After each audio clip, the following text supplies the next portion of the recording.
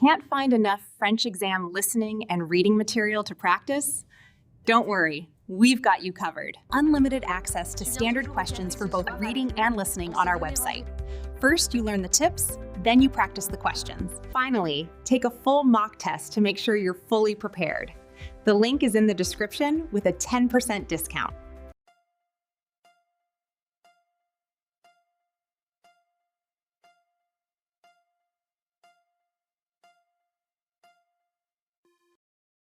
Bonjour, vous louez des vélos? Oui, bien sûr. Je veux un vélo pour 2 heures. Très bien, c'est 10 euros.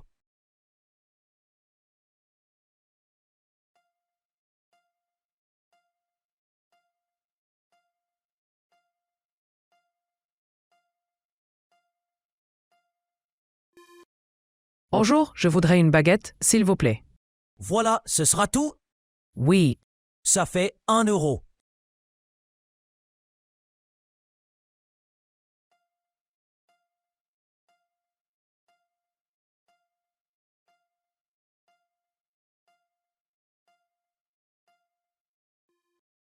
excusez-moi, je veux un taxi.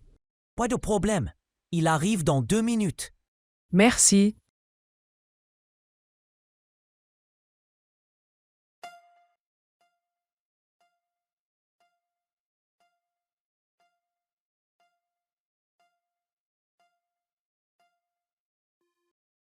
Bonjour, je voudrais un jus d'orange. Avec glaçon? Oui, merci. Je vous apporte ça.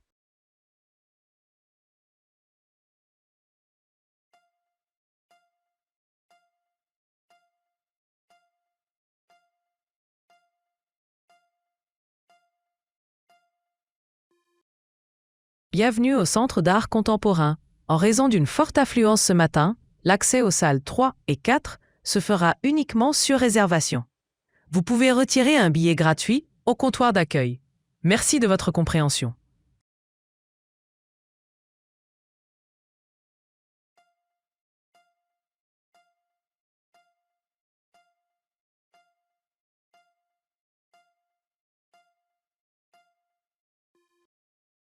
Attention s'il vous plaît, en raison d'un incident technique près de Lyon, plusieurs trains à destination du sud circulent avec un ralentissement. Les voyageurs du train 8412 sont invités à rester en gare. Un nouvel horaire sera communiqué prochainement.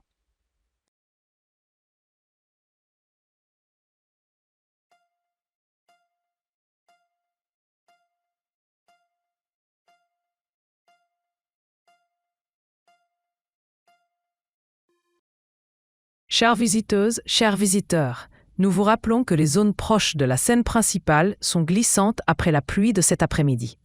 Pour votre sécurité, marchez lentement et suivez les indications du personnel. Merci et bonne soirée à tous.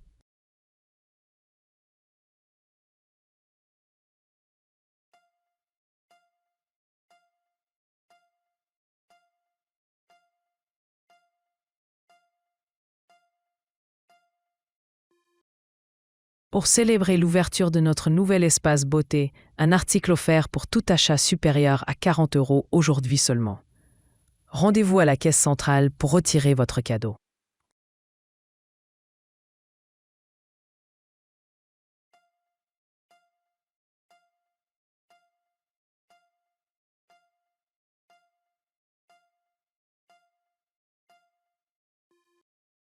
Mesdames et messieurs, avant le début de la projection, nous vous prions d'éteindre vos téléphones. Les boissons sont autorisées, mais merci de ne pas apporter de nourriture chaude dans la salle. La séance commence dans 5 minutes.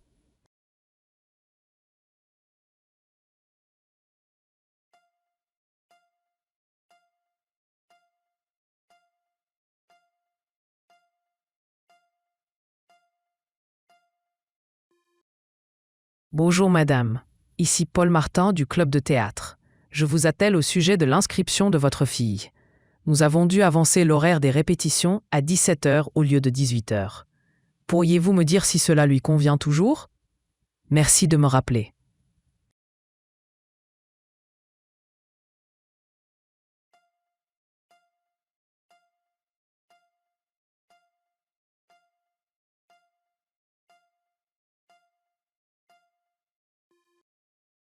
Salut Julie, c'est Marc. J'ai bien reçu ton message pour le déménagement de samedi. Je peux venir avec ma voiture, mais seulement à partir de 10 heures. Dis-moi si ça peut encore t'aider ou si tu préfères quelqu'un d'autre. À bientôt.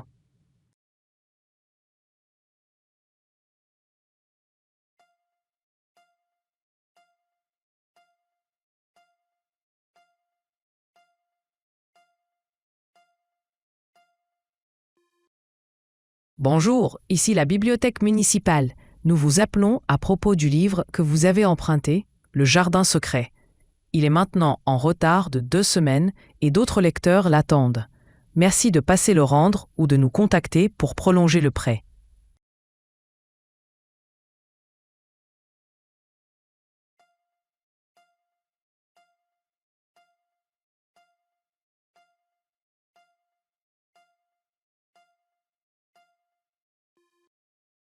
Bonjour Monsieur Lefebvre, ici le cabinet du docteur Rossi.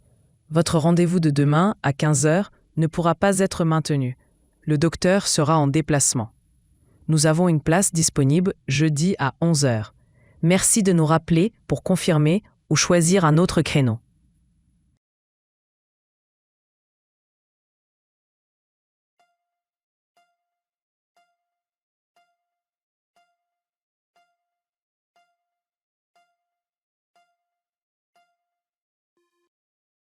Salut Karim, c'est Nadia. On organise une petite réunion avec l'équipe vendredi soir pour préparer la présentation de lundi. On se retrouve au bureau à 18 heures, chacun apporte ses idées. Dis-moi si tu peux venir ou si tu préfères participer en ligne.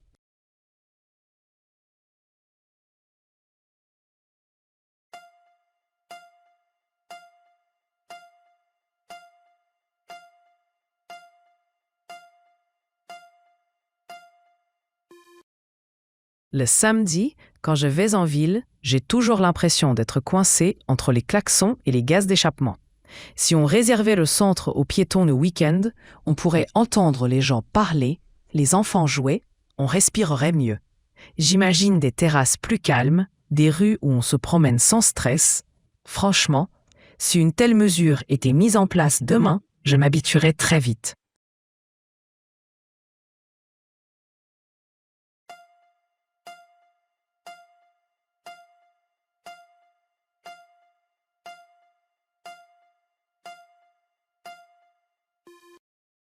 Moi, je travaille dans une boulangerie en plein centre. Beaucoup de clients passent en voiture tôt le matin, s'arrêtent 2 minutes pour acheter du pain et repartent. Si on bloque l'accès le week-end, ils iront sûrement ailleurs, là où ils peuvent se garer facilement. Et puis, comment feront les fournisseurs pour livrer? Rien que d'y penser, je vois plus de soucis que d'avantages.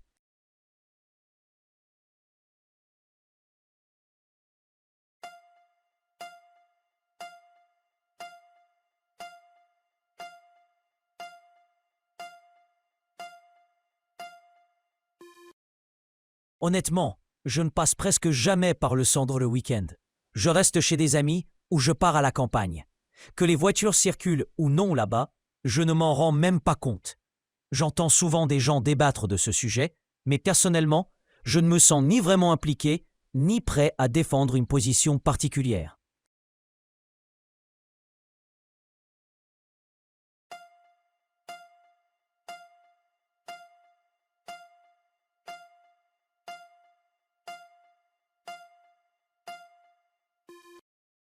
Je fais du footing 3 fois par semaine et je participe à des courses le week-end.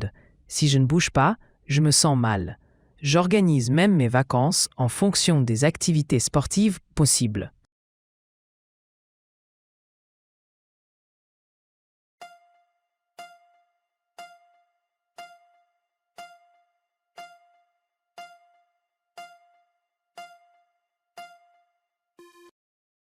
J'aimerais faire plus de sport, mais avec le travail et les enfants, c'est compliqué.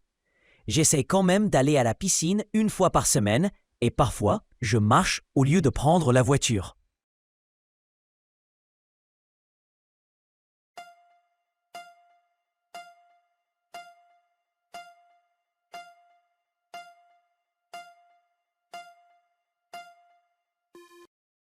Quand j'étais jeune, je jouais au foot. Mais maintenant, je préfère lire ou faire du jardinage. Je regarde parfois un match avec des amis, mais moi-même, je ne fais plus vraiment d'exercice.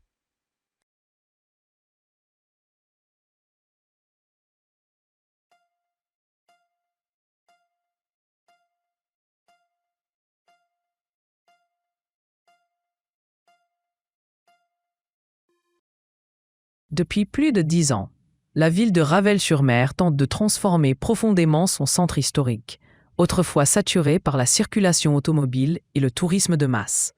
Les petites ruelles médiévales, charmantes mais étroites, supportaient mal le passage incessant de voitures, ce qui provoquait bruit, pollution et tensions entre habitants et visiteurs. Après plusieurs études menées auprès des commerçants et des riverains, la mairie a décidé d'entreprendre un projet global, non pas centré sur l'interdiction brutale des véhicules, mais sur une redéfinition progressive des usages de l'espace public. Ainsi, des zones limitées à 20 km/h ont été instaurées, des allées piétonnes élargies et des espaces verts ajoutés pour diminuer la chaleur en été. Les façades anciennes ont été rénovées afin de rendre le centre plus agréable pour les promeneurs. Les commerçants étaient très divisés au départ. Certains redoutaient une baisse de clientèle, estimant que sans stationnement immédiat, leurs boutiques seraient désertées. Mais d'autres y voyaient une occasion de revitaliser la ville, surtout après la pandémie, qui avait déjà changé les habitudes d'achat. Aujourd'hui, les premiers bilans sont encourageants. Davantage de touristes flânent dans les rues, les terrasses sont plus fréquentées. Et les habitants affirment retrouver un peu de calme.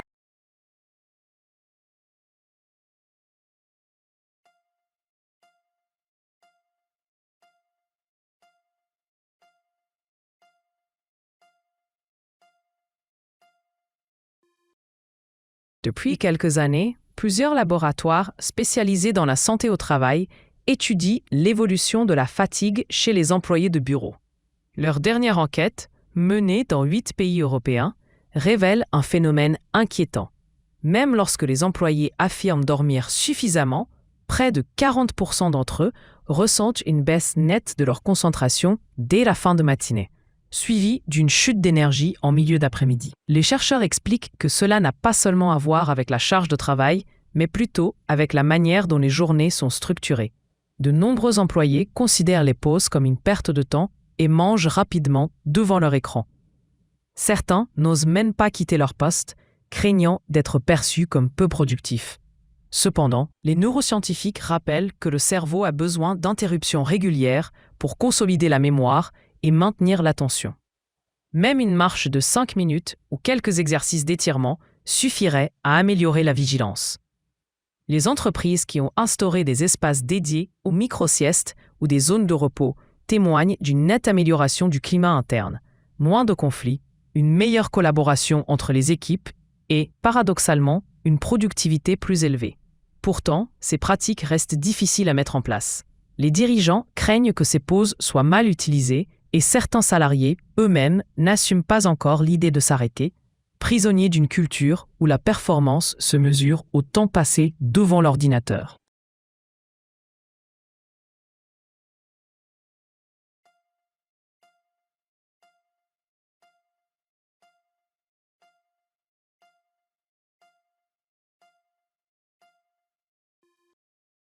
J'ai encore appelé la propriétaire ce matin. Ça fait maintenant 10 jours qu'elle me promet qu'un technicien passera pour la chaudière, mais toujours rien. Hier soir, l'eau était glacée, et ce matin, impossible même de me doucher correctement. Mais ce n'est pas normal. Une panne de chauffage, ce n'est pas juste un petit souci. En plein hiver, ça peut devenir dangereux, surtout si les températures baissent encore. Exactement. Je lui ai expliqué, mais elle répond toujours qu'elle attend le retour du réparateur, qu'elle ne peut rien faire de plus. Parfois, il faut être plus ferme. As-tu pensé à lui rappeler qu'elle a une obligation légale d'assurer un logement décent et fonctionnel? Oui, j'y ai pensé. Je suis patient, mais là, entre l'humidité, les matins glacés et les factures d'électricité qui augmentent parce que je dois utiliser un radiateur d'appoint, ça devient invivable. Alors, envoie-lui un courrier recommandé. Ça montre que tu prends la situation au sérieux. Je crois que je vais le faire. Je n'aime pas en arriver là, mais je ne vois plus d'autre solution.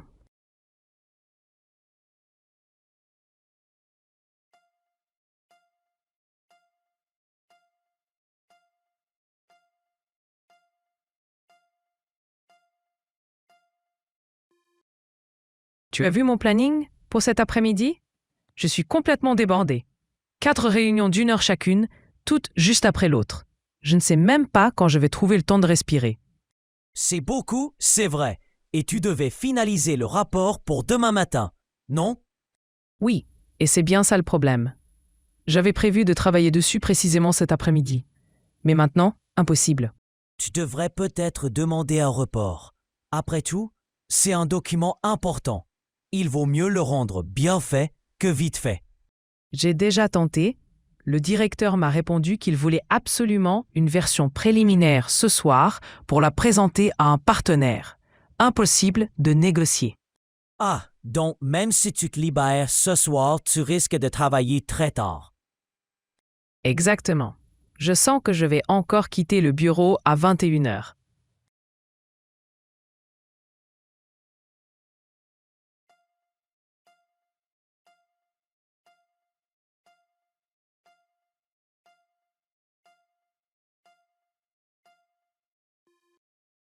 Tu as entendu l'annonce? Le train pour Lyon est encore retardé, cette fois pour incident sur la voie, mais il n'explique jamais ce que c'est réellement. Oui, j'ai entendu. Les gens commencent à s'impatienter. Ils annoncent maintenant 20 minutes supplémentaires d'attente. Mais on sait comment ça finit. Souvent plus. Je sais, et je dois absolument attraper ma correspondance à Lyon. Si j'arrive en retard, je manquerai ma réunion. Peut-être que ça ira. Mais par précaution, tu devrais prévenir ton contact. Au moins, ils seront informés. Oui, je vais envoyer un message, c'est vraiment pénible.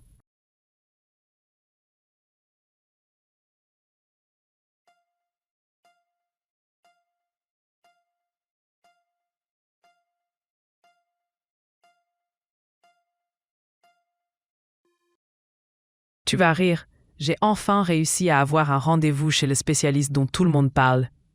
Ah oui? Je croyais que les délais étaient interminables. C'est ce que je pensais aussi. La secrétaire m'avait dit qu'il n'y avait aucune disponibilité avant 3 mois. Mais j'ai insisté et j'ai demandé si elle pouvait me mettre sur une liste d'attente. Et ça a marché? Oui, hier, elle m'a rappelé. Quelqu'un s'est désisté et elle m'a proposé un créneau pour la semaine prochaine. Un vrai miracle.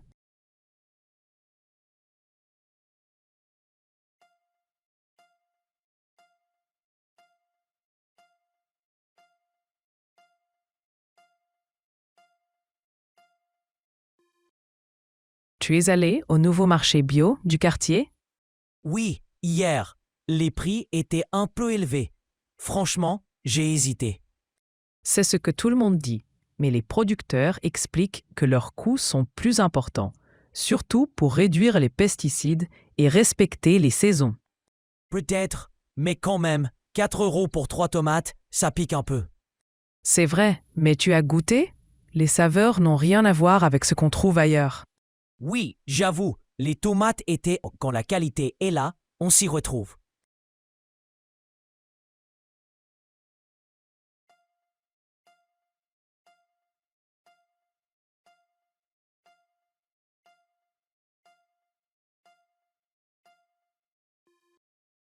Tu t'es inscrit à la formation numérique dont tout le monde parle. J'hésite. Elle dure 3 jours complets et j'ai déjà tant de dossiers en retard que je culpabilise rien qu'en y pensant. C'est justement pour ça que tu devrais y aller. Ceux qui l'ont faite disent qu'elle leur a permis de gagner énormément de temps ensuite. Les logiciels qui l'enseignent sont vraiment efficaces. Oui, j'ai entendu ça aussi, mais je crains de prendre du retard pendant ces 3 jours. Peut-être, mais ensuite tu iras beaucoup plus vite. C'est un investissement. Tu n'as pas tort, je vais peut-être m'inscrire finalement.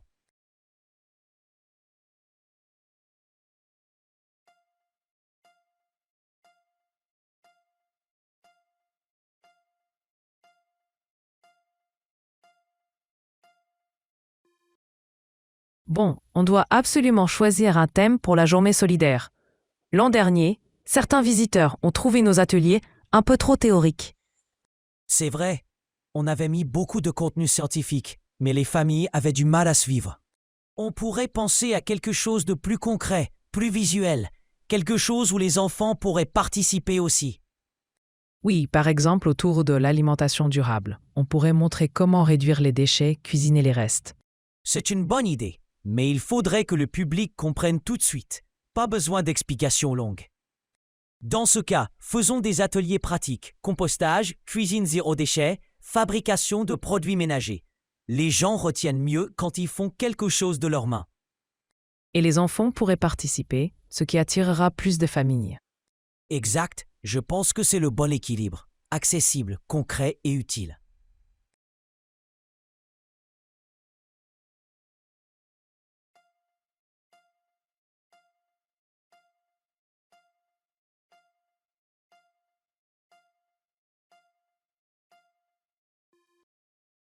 Le week-end approche, vous êtes toujours partant pour la montagne? Oui, mais vous avez vu la météo? Samedi, il pleut toute la journée. C'est vrai, on pourrait décaler à dimanche, mais les trains sont presque pleins. Et les rares billets restants coûtent 2 fois plus cher. Dans ce cas, pourquoi ne pas prendre la voiture de C? On peut partager les frais d'essence. Oui, ça pourrait marcher. Et si on part tôt, on évite les embouteillages. Ça me paraît raisonnable. Même avec la pluie, on sera plus libre sur place.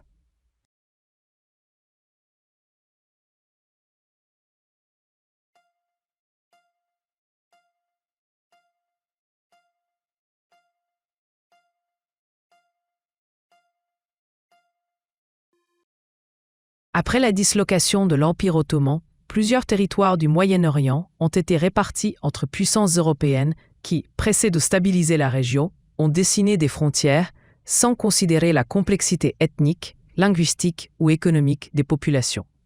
Ces lignes, tracées dans des bureaux éloignés du terrain, ont rassemblé dans un même espace politique des groupes aux alliances fragiles ou aux rivalités anciennes. L'exploitation des ressources pétrolières a ensuite renforcé la valeur stratégique de ces zones et intensifié les tensions locales. Aujourd'hui encore, de nombreux conflits trouvent une origine indirecte dans ces décisions administratives dont les concepteurs n'avaient ni la connaissance fine du terrain, ni l'anticipation des effets à long terme. Certains historiens affirment que ces frontières ont créé des structures politiques instables, incapables d'intégrer harmonieusement la diversité interne des populations.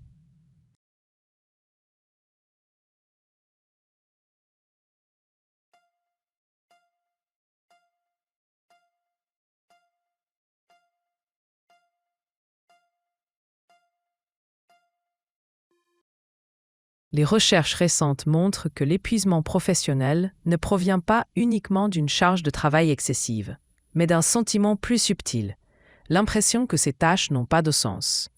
Lorsqu'un employé ne comprend pas clairement l'objectif d'une mission ou que les décisions prises au sein de l'organisation manquent de transparence, son cerveau réagit comme face à une menace prolongée. Cette réaction entraîne une suractivation du stress, une diminution de la mémoire de travail et une réduction de la capacité à prendre des initiatives. Plusieurs entreprises ayant revu la manière de communiquer les objectifs ont constaté une baisse significative des burn-out, même si le volume de travail restait inchangé. Les psychologues soulignent que retrouver un sens dans son activité quotidienne améliore la résilience et la satisfaction professionnelle.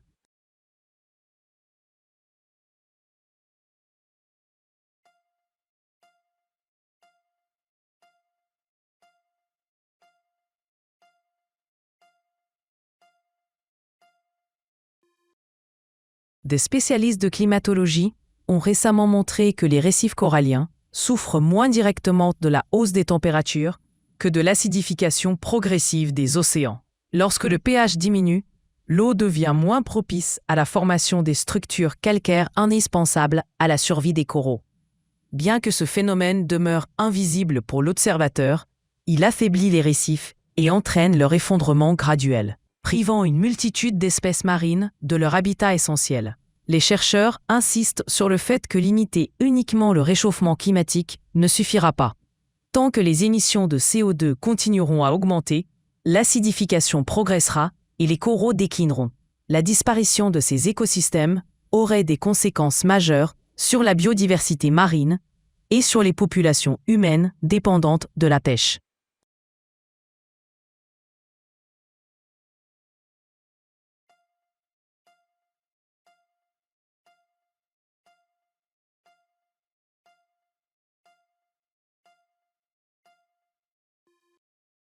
L'invention de la photographie au 19e siècle a bouleversé le rôle traditionnel de la peinture. Jusque-là, les artistes étaient les principaux témoins visuels du réel, responsables de représenter précisément les individus, les paysages ou les événements. Avec la photographie, cette fonction documentaire a perdu son exclusivité. Plusieurs peintres, notamment les impressionnistes, ont alors décidé d'explorer un territoire nouveau. Plutôt que de reproduire fidèlement les formes, ils ont cherché à saisir une atmosphère, une lumière ou une sensation. Pour certains critiques de l'époque, cette révolution artistique témoignait d'un manque de rigueur. Pourtant, elle traduisait une redéfinition du statut même de l'artiste, désormais libéré de la contrainte du réalisme.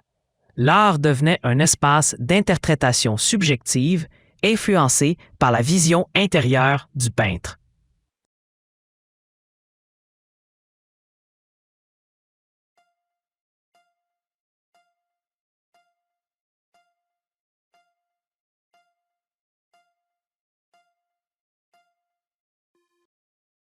Dans les grandes métropoles, l'explosion des prix immobiliers résulte non seulement de la demande croissante, mais aussi de nouveaux outils d'investissement automatisés. Certaines sociétés utilisent des algorithmes capables d'acheter instantanément un bien dès qu'il apparaît sur le marché, avant même qu'un particulier n'ait le temps de consulter l'annonce. Cette rapidité crée une compétition inégale et réduit l'accès à la propriété pour de nombreux ménages. De plus, ces achats massifs contribuent à une hausse artificielle des prix, car les biens sont ensuite revendus avec une marge spéculative. Les urbanistes redoutent qu'en l'absence de régulation, les centres-villes deviennent peu à peu des zones réservées aux investisseurs, excluant les habitants qui y vivent et y travaillent réellement.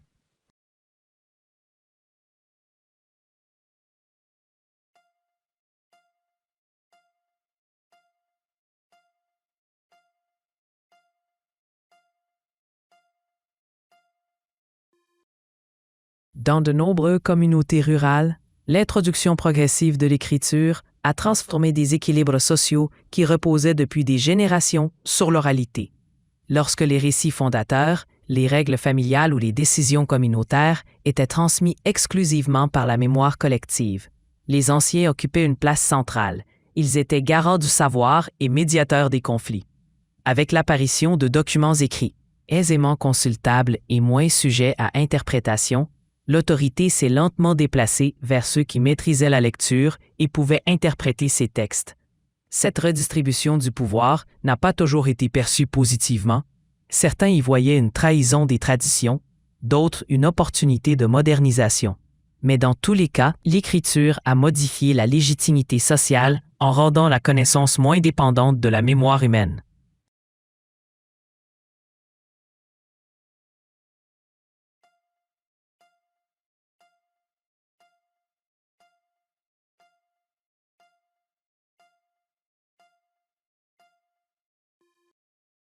La popularité croissante des applications de suivi du sommeil repose sur l'idée qu'une analyse précise des cycles nocturnes permettrait d'améliorer la qualité du repos. Pourtant, plusieurs spécialistes observent une tendance inverse. À force de scruter chaque nuit avec des indicateurs numériques, certains utilisateurs développent une anxiété liée à la performance. Ils se réveillent persuadés d'avoir mal dormi simplement parce que l'application indique un score inférieur à la moyenne, même s'ils se sentent reposés. Ce phénomène, appelé orthosomnie, démontre que la volonté de maîtriser biologiquement le sommeil peut perturber les sensations naturelles. Les psychologues recommandent désormais de replacer les ressentis personnels au centre de l'évaluation, plutôt que de s'en remettre exclusivement à des mesures technologiques.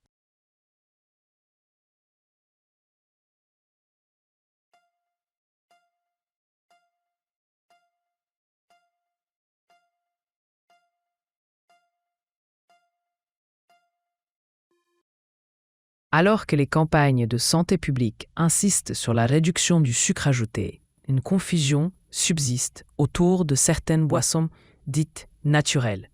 Beaucoup d'entre elles contiennent un taux élevé de fructose, souvent perçu comme inoffensif puisqu'il provient de fruits. Or, métabolisé presque exclusivement par le foie, ce sucre favorise l'accumulation de graisses internes et peut contribuer à des maladies métaboliques similaires à celles causées par les sodas industriels. Le paradoxe réside dans le fait que ces produits, largement commercialisés comme des alternatives saines, peuvent induire les mêmes risques pour la santé. Les chercheurs appellent donc à une meilleure éducation nutritionnelle, afin que la notion de naturel ne soit plus confondue avec celle de bénéfique.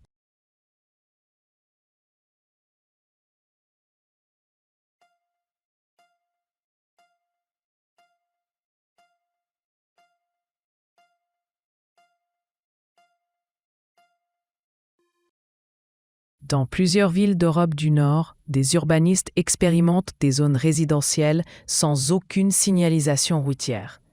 L'idée semble contre-intuitive. En supprimant panneaux, priorités et marquages au sol, les conducteurs deviennent plus attentifs à leur environnement immédiat. Privés d'indications explicites, ils réduisent naturellement leur vitesse, établissent un contact visuel avec les piétons et adoptent une conduite plus prudente. Les premières études montrent une baisse notable des accidents ainsi qu'un sentiment accru de sécurité chez les habitants. Toutefois, ce modèle repose sur des conditions spécifiques: un trafic limité, une culture de mobilité douce et une forte présence de piétons. Les experts soulignent que son efficacité serait moindre dans des zones très motorisées ou à fort passage.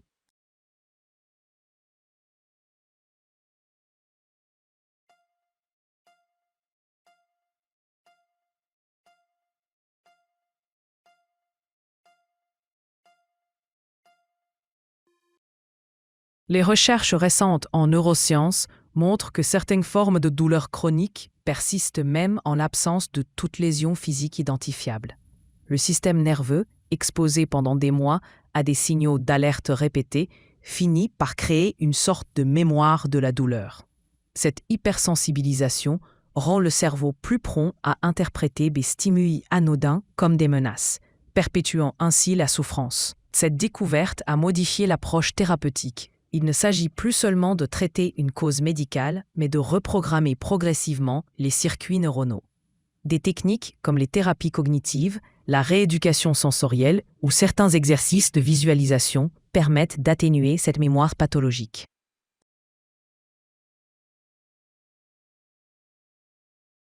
Can't find enough French exam listening and reading material to practice? Don't worry, we've got you covered. Unlimited access to standard questions for both reading and listening on our website.